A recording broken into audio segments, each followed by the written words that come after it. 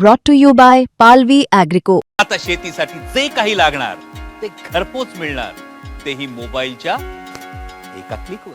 धाराशिव जिल्ह्यातल्या तुळजापूरमध्ये भाजप आमदार राणा पाटील यांच्या समर्थकांनी स्थानिक खासदार ओमराजे निंबाळकर यांच्या समर्थकावरती जो हल्ला झाला आहे तो हल्ला राजकीय कारणामुळे झाल्याची माहिती समोर आली आहे. शिवसेना ठाकरे गटाचे नगराध्यक्षपदाचे उमेदवार अमर मगर यांचे भाऊ कुलदीप मगर यांच्यावरती योग्य हल्ला झालेला होता आणि त्यामध्ये त्यांच्या डोक्यावरती 35 ते 40 टाके बसलेले होते. मानेवर आणि पाठीवर कोयत्याने हल्ला करण्यात आलेला होता आणि तुळजापूरमध्ये गोळीबार सुद्धा करण्यात आलेला होता. पण आता हा हल्ला भारतीय जनता पार्टीचे नगराध्यक्षपदाचे उमेदवार विनोद उर्फ पिटू गंगणे यांच्या समर्थकांनी केल्याची माहिती आहे आणि पोलिसांनी जो FIR नोंदवलेला या प्रकरणामध्ये यामधून एक धक्कादायक गोष्ट समोर आली आहे. कारण आमच्या विरोधात प्रचार तू का करतोस म्हणून तुला पिटू गंगणे यांच्या समोर नेतो तिथे तुला संपवतो, अशा प्रकारचा जबाब हा कुलदीप मगर यांनी पोलिसांच्या समोर दिला आहे आणि तो FIR मध्ये सुद्धा आलेला आहे. आता पिटू गंगणे कोण आहेत तर पिटू गंगणे हे भारतीय जनता पार्टीचे नगराध्यक्षपदाचे उमेदवार आहेत आणि ह्यापूर्वी त्यांच्यावरती ड्रग्ज सेवन केल्याचे आरोप आहेत. त्या संबंधित FIR सुद्धा त्यांच्यावर झालेले आहेत आणि अनेक गंभीर गुन्ह्यांमध्ये ते त्यांच्यावरती केसेस झालेले आहेत. पण आता ह्याच्यामध्ये पोलिसांनी एकूण 9 कलमं लावलेली आहेत आणि सगळ्या आरोपींची नावंसुद्धा मला तुम्हाला वाचून दाखवायची आहे. याच्यामध्ये पोलिसांनी भारतीय न्यायसंहिता 109, 189(2), 191(2), 191(3), 190(3), 4, 37(1) आणि 37(3) अशा प्रकारची 9 कलमं ही आरोपींच्या विरोधात लावलेली आहे. आणि आरोपींचं नाव काय तर आरोपी नंबर 1 सूरज नन्नू साठे, चेतन शिंदे, सागर किशोर गंगणे, शुभम साठे, शेखर किरण गंगणे, नंदू गंगणे, बालाजी गंगणे, अतुल दळवी आणि 9वा आरोपी इतर ज्याचं नाव पोलिसांना माहिती नाही किंवा ते आता तपासातून समोर येईल. सगळेचे सगळे आरोपी हे तुळजापूर शहरातले आहेत आणि यामध्ये काही आरोपी हे विनोद उर्फ पिटू गंगणे यांचे नातेवाईक आहेत. त्यामध्ये त्यांचा भाचा, पुतण्या किंवा भाऊ असल्याची सुद्धा माहिती समोर आलेली तसं सांगितलं जात आहे. आता कुलदीप मगर यांनी जो जबाब नोंदवलेला आहे ज्यावरून मी हा व्हिडिओ सुरू केला की राजकीय कारणामुळं हत्या करण्याचा प्लॅन होता का, आणि सगळ्यात महत्त्वाचं म्हणजे ज्यावेळेला पोलीस तिथे पोहोचले त्यावेळेला आरोपींनी घटनास्थळावरून पळ काढला. कारण जर त्यांच्या जबाबामध्ये समोरचा व्यक्ती सांगतोय की तू पिटू गंगणे यांच्या विरोधात प्रचार केला म्हणून तुला त्यांच्या समोर नेतो आणि त्यांच्या समोरच संपवतो आणि त्यानंतर लगेचच पोलीस तिथे येतात आणि त्याला घेऊन जाण्याचा डाव फसतो, अपहरणाचा डाव फसतो. त्यामुळं जबाबामध्ये त्यांनी काय सांगितलंय तर ते मी तुम्हाला सविस्तर सांगणार आहे.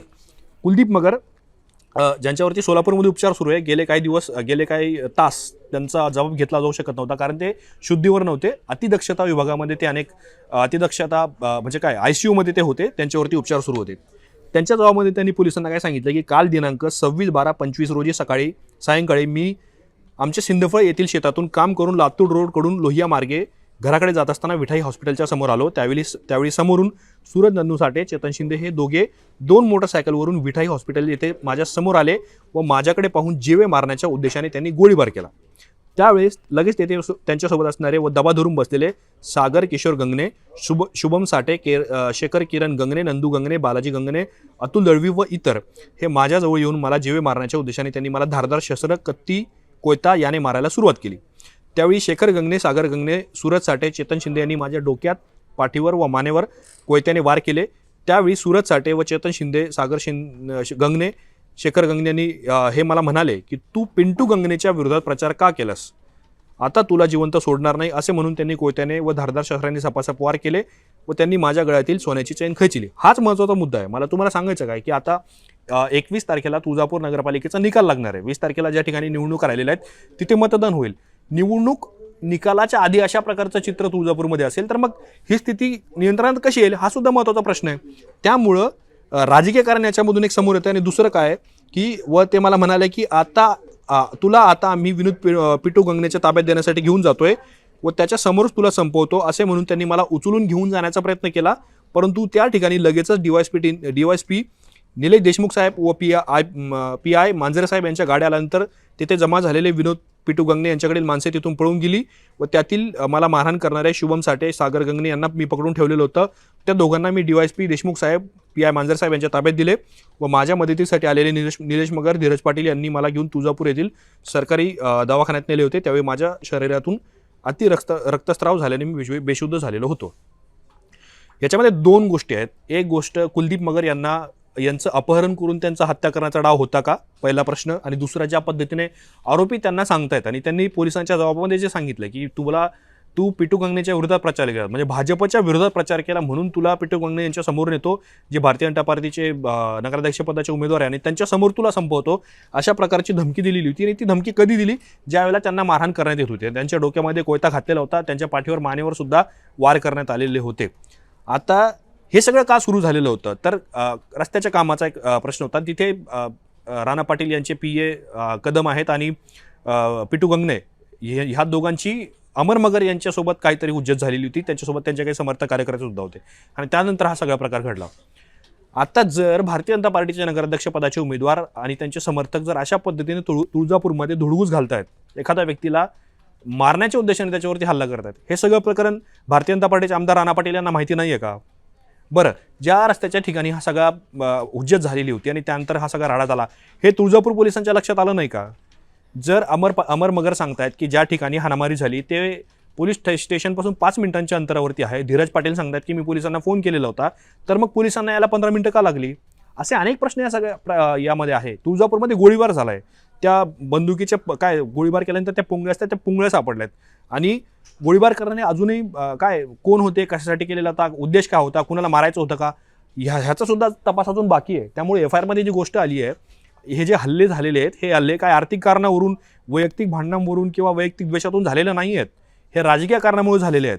की तू आमच्यावर प्रचार कसा काय करू शकतो, आणि हे कोण करताय सगळं? तर राणा पाटील आणि ओमराजे, म्हणजे यांचे समर्थक आहेत. ज्या दोन नेत्यांचा वाद अख्ख्या महाराष्ट्राला माहिती आहे, हे दोन नेते एकमेकांवरती सतत टीकाच करत असतात, एकमेकांना काय ते कधीही एकमेकांना बघवत नाहीत, अशा प्रकारच्या टीका करतात, आणि त्यांचे समर्थक अशा पद्धतीने राडे करत असतील, मग याला जबाबदार कोण आहेत? राणा पाटलांना माहीत नाही का त्यांचे लोक काय करतायत? ओमराजेंना माहीत नाही का खाली काय झालेलं सगळं वगैरे? त्यामुळं तुळजापूरमध्ये आधीच तुळजापूर हे ट्रक प्रकरणामध्ये चर्चेत आहेत. अनेक गोष्टीमुळे तुळजापूरची बदनामी होते असं राणा पाटील सतत सांगत असतात.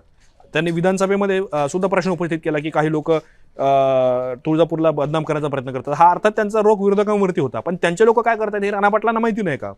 आता हे जे सगळे नावं घेतले, हे 9 आरोपी, ह्याच्यामध्ये अनेक लोक हे पिटू गंगणेंचे समर्थक आहेत, नातेवाईक सुद्धा आहेत त्यांच्यामध्ये. मग अशा पद्धतीने जर काय कार्यकर्ते धुडगूस घालणार असतील तर मग यांना काय लगाम कोण लावणार? आता पोलिसांच्या भूमिकेवर सुद्धा प्रश्नचिन्ह उपस्थित होतात की एखाद्या व्यक्तीला इतक्या जबर पद्धतीने मारहाण करण्यात येते. एक जमाव जो व्हिडिओ व्हायरल होतोय, त्या व्हिडिओमध्ये एक जमाव एका घराकडे चालून आलाय आणि तोपर्यंत पोलीस तिथे पोहोचत नाहीत. हा सुद्धा महत्त्वाचा प्रश्न आहे. हाणामारी झाल्यानंतर एवढ्या तासानंतर पोलिसांनी FIR दाखल केला. पोलीस आतापर्यंत काय करत होते? कुलदीप मगर यांचा जबाब जर घेतला गेला नाही किंवा जबाबामुळे FIR थांबलेला होता, मग अन्य आरोपी पोलिसांनी काय पकडले नाही? असे अनेक प्रश्न या सगळ्या प्रकरणामधून उपस्थित होत आहेत. पण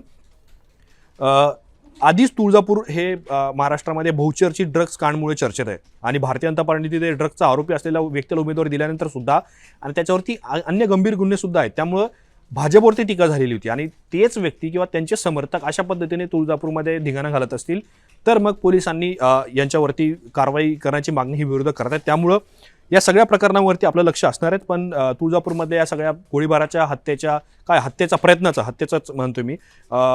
प्रयत्नाचा आणि आता कुलदीप मगर यांनी दिलेल्या जबाबावर आणि राणा पाटील आणि ओमराजे यांच्या समर्थकांमध्ये झालेल्या हाणामारीच्या घटनेवरती तुम्हाला काय वाटतं आम्हाला कमेंट बॉक्समध्ये नक्की सांगा. असेच माहितीपूर्ण व्हिडिओ पाहण्यासाठी मुंबई तकच्या YouTube चॅनलला सबस्क्राईब करायला विसरू नका.